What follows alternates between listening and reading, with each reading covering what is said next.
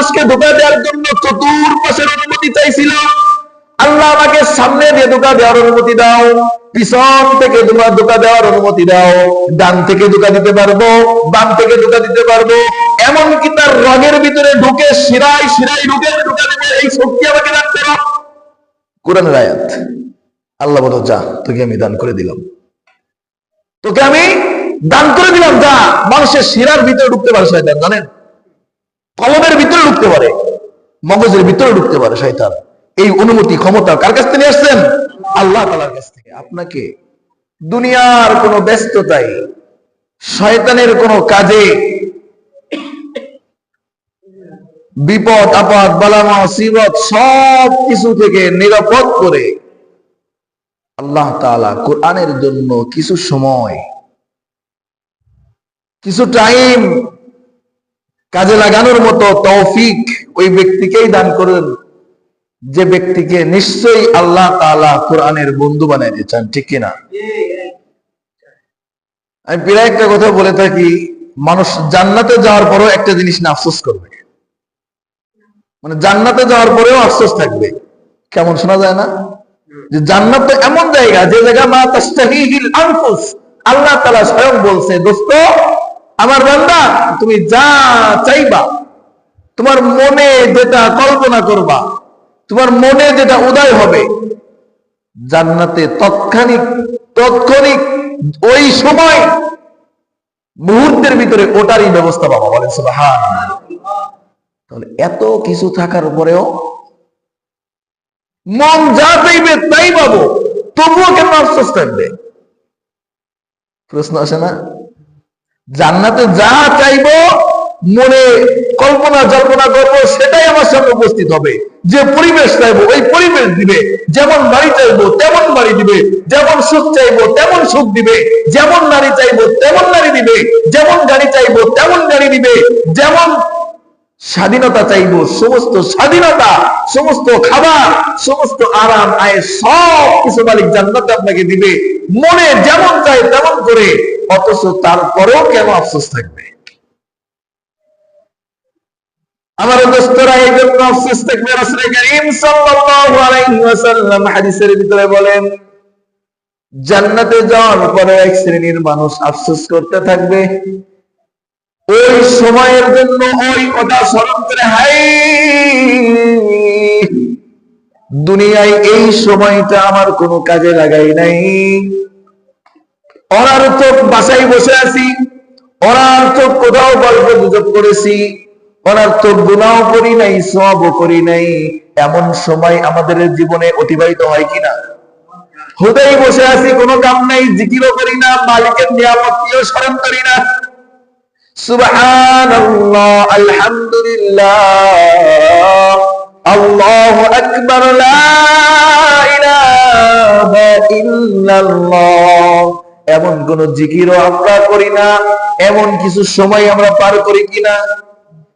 আল্লাহ রাসূল সাল্লাল্লাহু আলাইহি ওয়াসাল্লাম বলেন, দোস্ত আমার উম্মতের ভিতর থেকে ওই শ্রেণীর মানুষ আফসোস করবে জান্নাতে যাওয়ার পরেও, যদি এই সময়টাকে আমি কাজে লাগাইতাম, একবার সুবহানাল্লাহ বলতাম, একবার আলহামদুলিল্লাহ বলতাম, একবার আল্লাহু আকবার জবান থেকে উচ্চারণ করতাম, লা ইলাহা ইল্লাল্লাহ, লা ইলাহা ইল্লাল্লাহ, লা ইলাহা ইল্লাল্লাহ, লা ইলাহা ইল্লাল্লাহ, লা ইলাহা ইল্লাল্লাহ, মুহাম্মাদুর রাসূলুল্লাহ সাল্লাল্লাহু আলাইহি ওয়াসাল্লাম।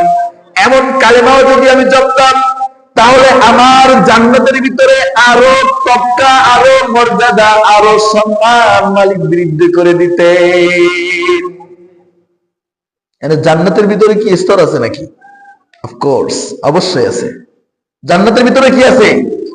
স্তর আছে, স্তর, লেভেল, মর্যাদার লেভেল আছে, লেভেল। জাহান্নামের মর্যাদা, জাহান্নামের লেভেল নিয়ে আলোচনা করতেছি না, জান্নাতে সেম লেভেল আছে। বলেন না সুবহানাল্লাহ।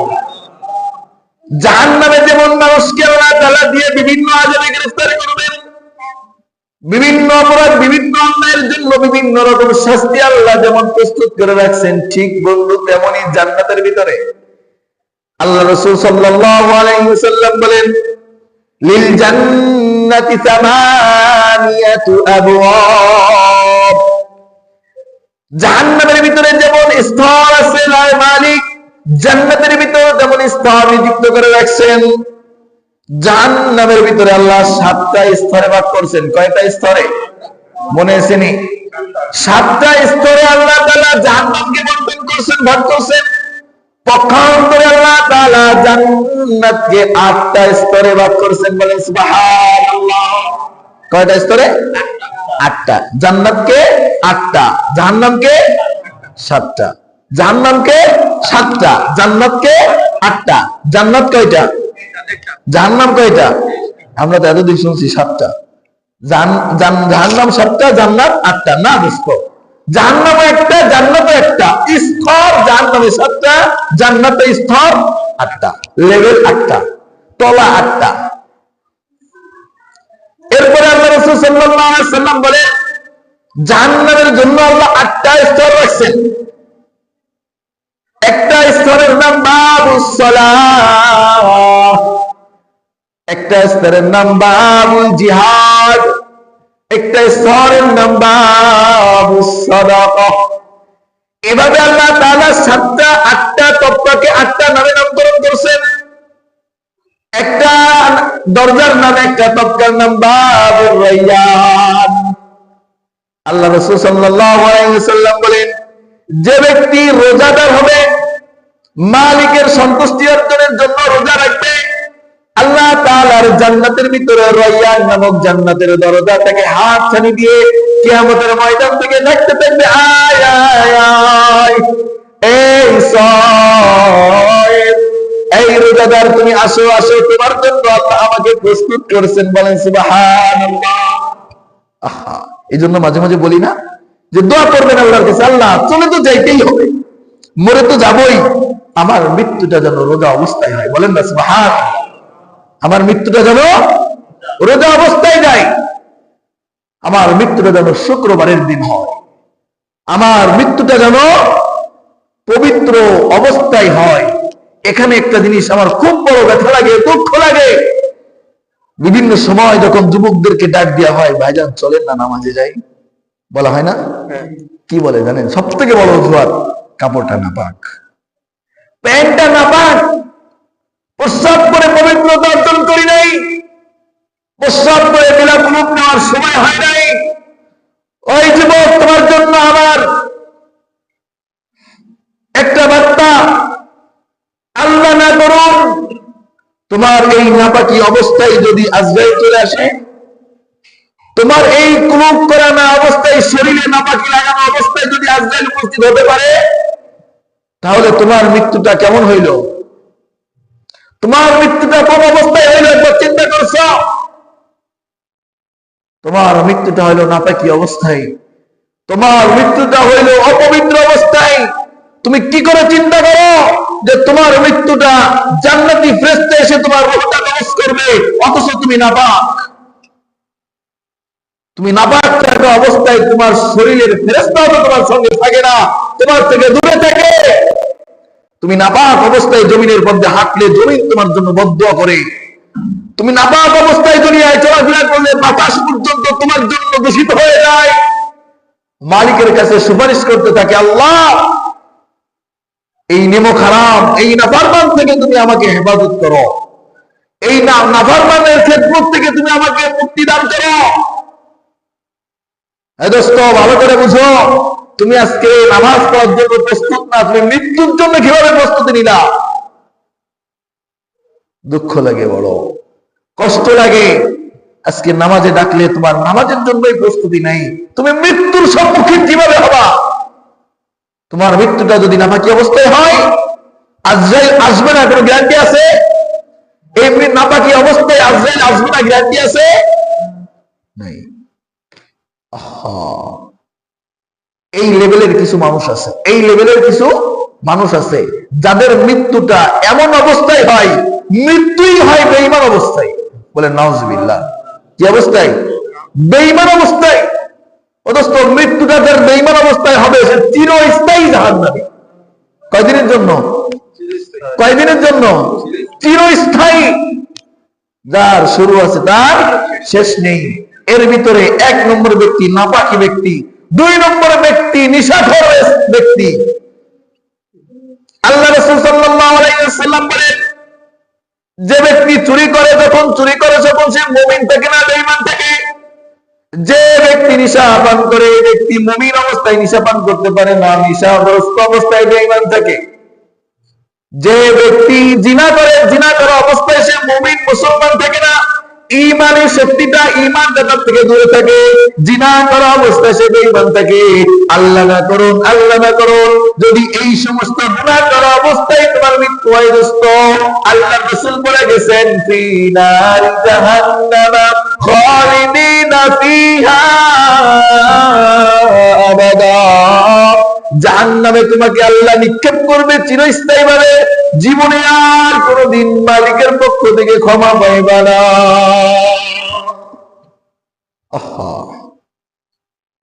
মালিকের পক্ষ থেকে ক্ষমা পাইবা না। এখানে আরেকটা কথা বলে রাখি, বর্তমান আমার কানে অনেক কথা আসে, এই জন্য বলতে মনে চাই। অনেক সময় মনে চাই যুবকদের যদি পায়ে হাত দিয়ে ধরেও বুঝাইতে পারতাম, যদি বুঝতে চাইতো তো আমি বুঝাইতাম। কষ্ট হয়, এমন কথা বলে। আল্লাহ রাসূল সাল্লাল্লাহু আলাইহি ওয়াসাল্লামের বাণী সত্য হয়ে যায়, ভবিষ্যৎবাণী সত্য হয়ে যায়। এই সমস্ত কথা শুনলে রাসূলের হাদিসের পরে বিশ্বাস আরো গাঢ় হয়। কিন্তু দুঃখ লাগে এই সমস্ত মানুষের জন্য, যে সমস্ত মানুষের পক্ষ থেকে এই কথাগুলো বের হয়। তারা বলে, আল্লাহ রাসূল বলছেন শেষ জামানা এমন একটা সময় আসবে যারা মদকে ভিন্ন নামে নামকরণ করে মদ পান করবে।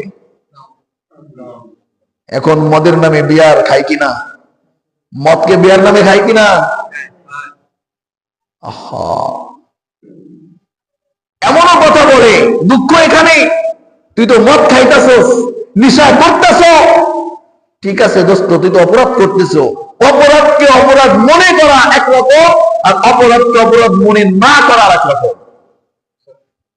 বরং খাইতেছে বিয়ার, মদকে বিয়ার নাম দিয়ে সেটা খাইতেছে, আবার বলতেছে মদ কোথায় হারাম আছে। নাউজুবিল্লাহ কইতেন না? এই মদ হারাম, এটা কোরআনে দলিলের অভাব আছে? দলিলের অভাব নাকি কোরআনে? স্পষ্ট আয়াত। কয় ঘন্টা লাগবে তোমার আর সবার কাছে? তুমি কোথায় মদ হারাম পাইলা? কষ্ট এখানে লাগে। তুই তো গুনাহ করতেছস, ঠিক আছে, গুনার অনুমতি যদি তোর ভিতরে থাকে, তোমার ভিতরে থাকে না আসলে এটা গুনাহ, তাহলে ওখান থেকে ফিরে আসার সম্ভাবনা আছে।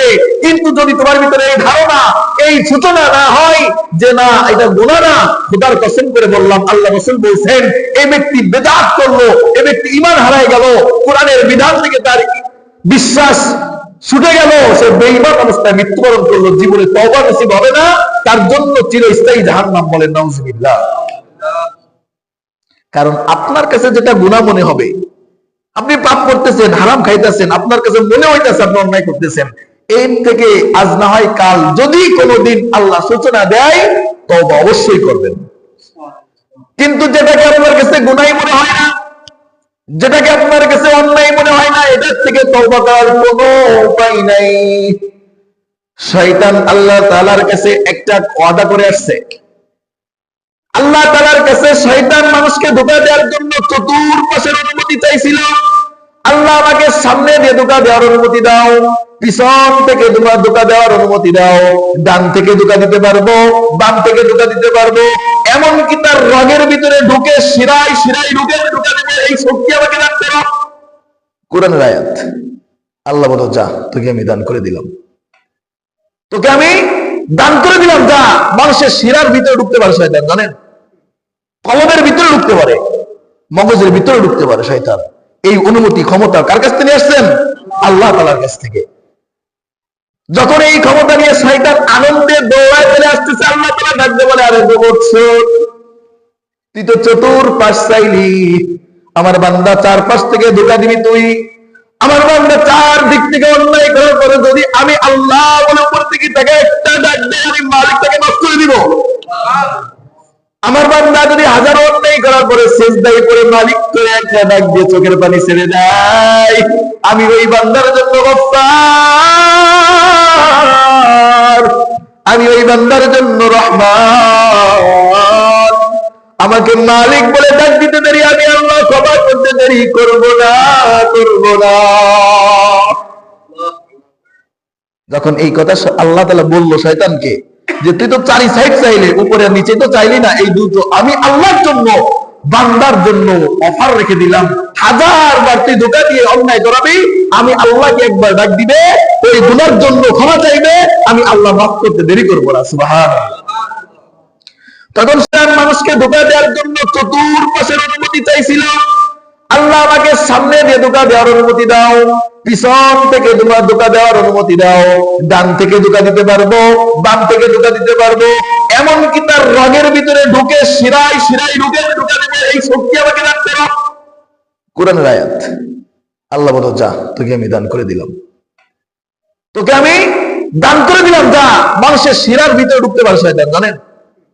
কলমের ভিতরে ঢুকতে পারে, মগজের ভিতরে ঢুকতে পারে শয়তান। এই অনুমতি ক্ষমতা কার কাছ থেকে আসছেন? আল্লাহ তাআলার কাছ থেকে।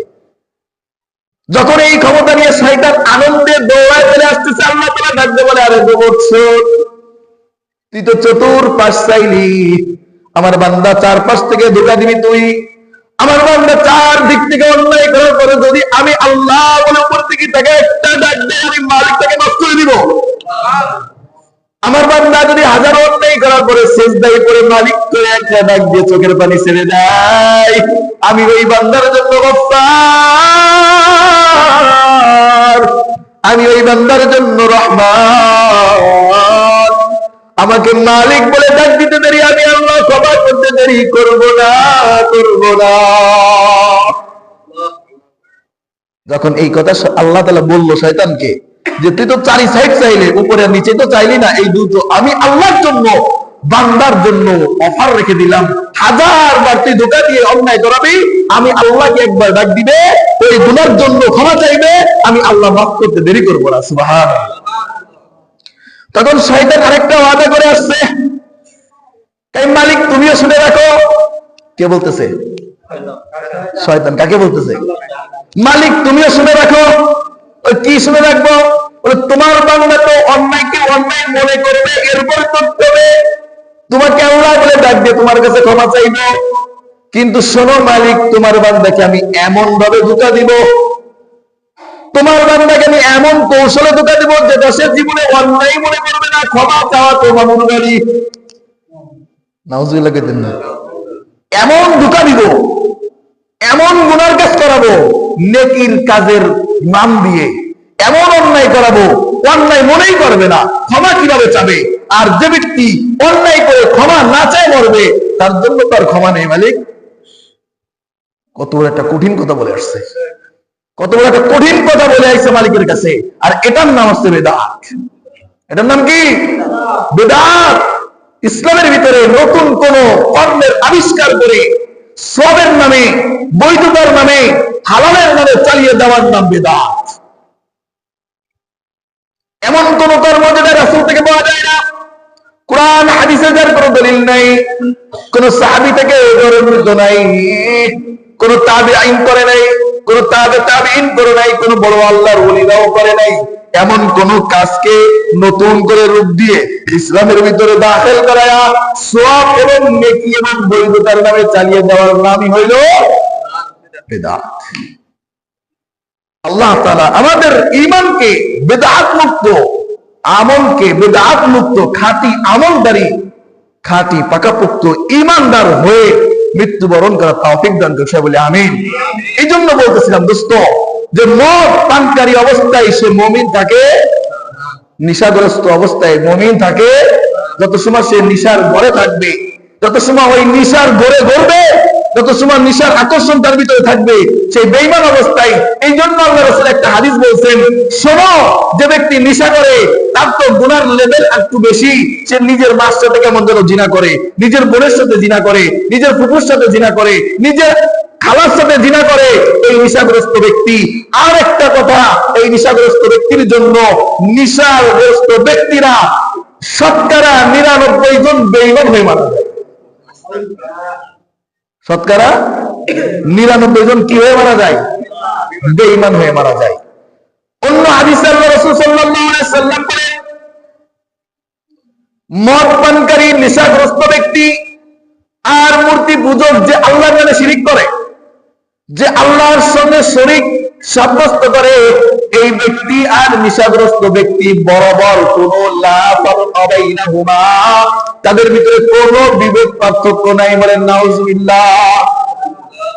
নেশাগ্রস্ত ব্যক্তি আর মূর্তি পূজক, যে মূর্তির সামনে সিজদা দেয়, মূর্তিকে মালিকের সঙ্গে শরীক করে, এমন ব্যক্তি আর নেশাগ্রস্ত ব্যক্তির ভিতরে কোনো পার্থক্য। আল্লাহ তাআলা আমাদেরকে এমন মারাত্মক অপরাধ থেকে নিজেদেরকে, সমাজকে, পরিবেশকে, পরিবারকে বাঁচানোর তৌফিক দান করুক। সবাই বলি আমিন। আল্লাহু আকবার। যে কথা বলতেছিলাম দোস্ত, আমাদের এমন কিছু গুনাহ আছে যে গুনাহগুলো করা অবস্থায় যদি মৃত্যু চলে আসে, নাপাকি অবস্থায় যদি মৃত্যু চলে আসে, নিশা অবস্থায় যদি মৃত্যু চলে আসে, হারাম খাওয়া অবস্থায় যদি মৃত্যু চলে আসে, মানুষকে ধোঁকা দেওয়া অবস্থায় যদি মৃত্যু চলে আসে, মানুষের উপর জুলুম করা অবস্থায় যদি মৃত্যু চলে আসে, তাহলে আমাদের করুণ অবস্থা। কারণ আমি সবসময় একটা কথা বলি, যার শেষ ভালো তার সব ভালো। সারা জীবন ভালো কাজ করলেন, কিন্তু শেষটা আপনার ভালো হইল না দোস্ত, আপনার সবকিছুই বৃথা, সবকিছুই বৃথা।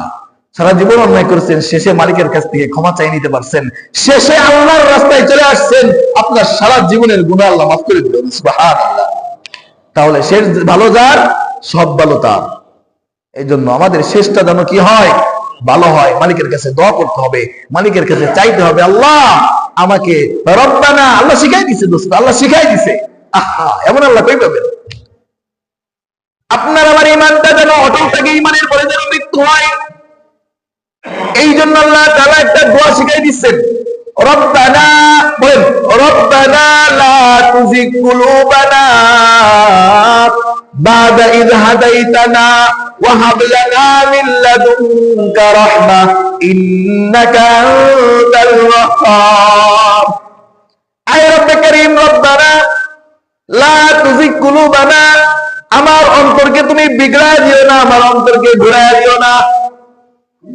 বাদা ইয হাদাইতানা, হিদায়াতের পথে আনছো, ঈমানের মতো নিয়ামত দান করেছো, ইসলামের মতো গণ্ডিতে আসার তৌফিক দান করেছো। এরপরে এমন কোন পরীক্ষায়, এমন কোন কাজ, এমন কোন কর্মের ভিতরে তুমি আল্লাহ ঢুকায়া দিও না, যে কর্মের ভিতরে ঈমান হারা হয়ে, বেঈমান হয়ে আমার মৃত্যু হয়, এমন কর্মে আল্লাহ তুমি আমাকে ঢুকায়ও না। শিখাইছেন কে? শিখাইছেন কে? তাহলে আমাদের এই দোয়া দরকার আছে কিনা? রব্বানা, বলেন রব্বানা লা তুযিগ কুলুবানা বাদা ইয হাদাইতানা ওয়া হাব লানা মিন লাদুনকা রাহমা ইন্নাকা আনতাল ওয়াহ্হাব। এই দোয়াটা আমরা সবসময় প্রতিনিয়ত করার চেষ্টা করব ইনশাআল্লাহ। তাহলে আশা করা যায় আমার আপনার মৃত্যুটা কমপক্ষে ঈমানি হালতে হবে। কি হালতে? ঈমানি হালতে। আমলেও যদি কিছু ত্রুটি থাকে দোস্ত, ভালো করে বুঝেন, আমলেও যদি কিছু ত্রুটি থাকে, ঈমান নিয়ে যদি মৃত্যুবরণ করতে পারি, একদিন না একদিন ক্ষমা পাওয়ার আশা আছে। আর যদি ঈমানে ঘাটতি থাকে, মৃত্যু হয় দোস্ত, আহা, ঈমানে ঘাটতি যদি থাকে, ঈমান যদি হারা হয়ে যায়, আমার আপনার আর কোনো আশা নাই, সব আশা নিরাশায় পরিণত হবে। এজন্য বেশি বেশি আমরা এই দোয়ার ইহতিমাম করব, এই দোয়ার উপরে আমল করার চেষ্টা করব, সকাল সন্ধ্যা এই দোয়াটা করার চেষ্টা করব ইনশাআল্লাহ। আমাদের যে আলোচনা চলতেছিল, আমাদের যে বিষয়বস্তু ছিল, সূরা বাইয়িনার শেষের দুইটা আয়াত ছিল, যে দুইটা আয়াতের ভিতরে আল্লাহ জান্নাতের আলোচনা করেছেন। বলেন সুবহানাল্লাহ। কিসের আলোচনা? জান্নাতের আলোচনা। শুনতে মনে চাই জান্নাতটা কেমন হবে, নাজ নিয়ামতগুলো কেমন হবে। আহা, একটু আগে বলতেছিলাম জান্নাতের আল্লাহ তত্ত্ব কয়টা বানাইছে? 8টা। কয়টা? জান্নাত কয়টা? জান্নাত কয়টা? একটা। জান্নাত কয়টা? তত্ত্ব, স্তর কয়টা? লেভেল কয়টা? জাহান্নাম কয়টা? স্তর কয়টা? লেভেল কয়টা? 7টা। তাহলে জাহান্নামে একটা, জান্নাতও, জাহান্নামের স্তর লেভেল 7টা, জান্নাতের লেভেল 8টা। এই 8টা লেভেলের সর্বোচ্চ লেভেলের নাম জান্নাতুল ফেরদাউস। বলে সুবহানাল্লাহ। হাদিসের ভিতরে আসছে, রাসূল করিম সাল্লাল্লাহু আলাইহি ওয়াসাল্লাম বলেছেন, এ আমার উম্মতেরা শুনো, তোমাদের জন্য সুসংবাদ, আল্লাহ তাআলা জাহান্নামকে 7টা স্তরে বন্টন করছে আর জান্নাতকে 8টা স্তরে বন্টন করছে। এই 8টা স্তরের ভিতরে সবথেকে বেশি জায়গা জুড়ে থাকবে আমার উম্মত। সুবহানাল্লাহ। কার উম্মত? কার উম্মত? মুহাম্মদ সাল্লাল্লাহু আলাইহি সাল্লামের উম্মত সবথেকে বেশি জায়গায় থাকবে। কারণ কিয়ামত পর্যন্ত আর কোন নবী নাই, আর কোন নবী নাই। শেষ পর্যন্ত রাসূলের উম্মত এবং সবথেকে বেশি সংখ্যক উম্মত নিয়ে কাল কিয়ামতের ময়দানে দাঁড়াবে কে? রাসূল সাল্লাল্লাহু আলাইহি সাল্লাম। কিয়ামতের ময়দানে একটা আশ্চর্য ঘটনা ঘটবে। আল্লাহ তাআলা ডাক দিয়ে বলবে, হে মুসা, তোমার উম্মত নিয়ে তুমি জান্নাতে চলে যাও। রাসূল সাল্লাল্লাহু আলাইহি সাল্লাম দেখায় দেখবে যে বিশাল পাহাড়ের মতো এক ঝাঁক উম্মত আইতেছে। আল্লাহ রাসূল কান্না শুরু করবে, ইয়া আল্লাহ, মুসার কত উম্মত, সে উম্মত নিয়ে জান্নাতে যাইতেছে আনন্দ চিত্তে। এই ঈসাকে ডাক দিয়ে, ঈসা, তুমি তোমার উম্মত নিয়ে জান্নাতে যাও।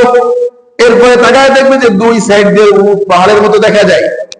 বিশাল উম্মতের দলবল নিয়ে ঈসা আলাইহিস সালাম জান্নাতে প্রবেশ করতেছে।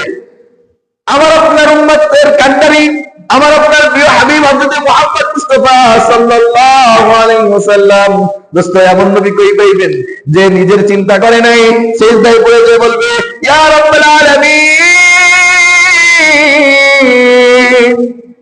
আল্লাহ ঈসা তার উম্মত নিয়ে জান্নাতে যাইতেছে, আল্লাহ মুসা তার উম্মত নিয়ে জান্নাতে যায়, আমার উম্মত গুলো কোথায়? আমার উম্মতরা কি জান্নাতে পাইবো, জান্নাতে যাইবনি? আল্লাহ তাআলা ডাক দিয়ে বলে, দোস্ত, এই দোস্ত কেঁদো না, দোস্ত মাথা উঠাও, মাথা উঠাও, তোমার জন্য সুসংবাদ। সমস্ত উম্মতেরা, সমস্ত উম্মত মিলে, সমস্ত নবী মিলে, গোটা উম্মত আর নবী মিলে যত সংখ্যক, তোমার উম্মতের সংখ্যা তার থেকেও ডবল। বলে সুবহানাল্লাহ। যাও যাও যাও, তোমার উম্মত নিয়ে তুমিও জান্নাতে যাও। বলে সুবহানাল্লাহ। এরপর একটা মজার কাহিনী, যখন আল্লাহ বলবে যে তোমার উম্মত নিয়ে তুমি জান্নাতে যাও, তখন এই হাজার কোটি মানুষ, এর ভিতর থেকে নবী উম্মত চিনবে কি করে? এর ভিতর থেকে কোন উম্মত চিনবে কিভাবে? যেদিন রাসূল সাল্লাল্লাহু আলাইহি ওয়াসাল্লাম এই হাদিস শুনাইতেছেন, সাহাবীদের ভিতর থেকে প্রশ্ন করলে, ইয়া রাসূলুল্লাহ, কাইফা তারিফু উম্মাতাক, কিভাবে আপনি আপনার উম্মত চিনবেন? এত নবীর উম্মতের ভিতরে, এত মানুষের ভিতরে, কাফের, বেদঈ, ইহুদি, খ্রিস্টান, নাসারা, এই সমস্ত মানুষের ভিতরে আপনি আপনার উম্মত কিভাবে চিনবেন? শুনো, আমার ওই উম্মতদের এত সহজে আমি চিনতে পারবো, 1000 কালো ঘোড়ার ভিতরে যদি একটা সাদা ঘোড়া ছেড়ে দেওয়া হয়, 1000 কালো ঘোড়ার ভিতরে একটা সাদা ঘোড়াকে খুঁজে বের করতে কষ্ট হবে? কষ্ট হবে? আল্লাহ রাসূল বলেন, 1000 কালো ঘোড়ার ভিতরে যদি একটা সাদা ঘোড়া খুঁজে বের করতে কষ্ট না হয়, তাহলে কিয়ামতের ময়দানে আমার উম্মতেরা যারা আসতে নামাজের জন্য ওযু করে মসজিদে গমন করছে, তাদের চেহারার ভিতরে, তাদের হাতের ভিতরে, তাদের মাথার ভিতরে, তাদের পায়ের ভিতরে নূর চমকাইতে থাকবে, আর আমি ওই নূর দেখে দেখে আমার উম্মতকে চিনিয়ে নিয়ে আসবো। সুবহানাল্লাহ। নামাজ তো লাগে না, লাগেনি? নামাজ তো লাগে না, নামাজ তো লাগে না, লাগে? আল্লাহু আকবার। কিভাবে মানুষ বলে যে নামাজ লাগে না, বরং বলে নামাজ কুরবানি হয়ে গেছে? আল্লাহু আকবার। এদের ঈমানটা কোথায় নিয়ে গেছে? এর ঈমানটা কোথায় নিয়ে গেছে দোস্ত? কষ্ট হয়, মাঝে মাঝে খুব বেশি কষ্ট হয় যে এই সমস্ত যুবকরা কতটা বোকা। একাধিক হাদিসের ভিতরে আসছে, জিবরাইল পর্যন্ত আল্লাহ তাআলার আরশের পায়া ধরে আল্লাহুম্মা সাল্লিমনি বলবে, আর সমস্ত নবীরা আরশের পায়া ধরে আল্লাহুম্মা সাল্লিমনি বলবে। মালিককে এত পরিমাণে রাগান্বিত হয়ে সেদিন মালিক আজরাইল পর্যন্ত, জিবরাইল পর্যন্ত, ফেরেশতারা আল্লাহ আমাকে মাফ করে দাও, আল্লাহ আমাকে ক্ষমা করে দাও, আল্লাহ আমাকে বাঁচাও, এই কথা বলবে। যাদের আমল নাই, যাদের গুনাহ নাই, এই পরিস্থিতিতে তোমাকে নাকি আরেকজন পার করে নিয়ে যাবে। বলেন নাউজুবিল্লাহ। তোমার নামাজের হিসাব আরেকজন দিবে। আহা, কিভাবে সম্ভব? অথচ স্পষ্ট হাজারো আয়াত আল্লাহ তাআলা বলছেন তোমার গুনার ভাগীদার কেউ হবে না, তুমি তোমার ফ্যামিলি চালাও। একটা কথা ভালো করে বুঝেন, আপনার ফ্যামিলিতে 4 জন সদস্য আছে, আপনার স্ত্রী, আপনার ছেলে, আপনার মেয়ে, আপনার বাবা, আপনার মা, সবাই আছে। আপনার একার ইনকামের পরে আপনার ফ্যামিলিটা চলে, কিন্তু আপনি হারাম ইনকাম করেন, সুদ খান, ঘুষ খান, জনগণের টা মেরে খান, মসজিদের টাকা খান, মাদ্রাসার টাকা খান, জনগণের রাস্তা খান, কল খান। কল খায় না মানুষ? পায়খানাও খায়। আজকে এটা শুনছিলাম আমার উস্তাদের কথা। উস্তাদ একদিন কিনা এক মাহফিলে যাচ্ছে, সফরে যাচ্ছে, সফরে যাইতেছে, তাই চা খাইতে অনেকে চার নিশা আছে। আর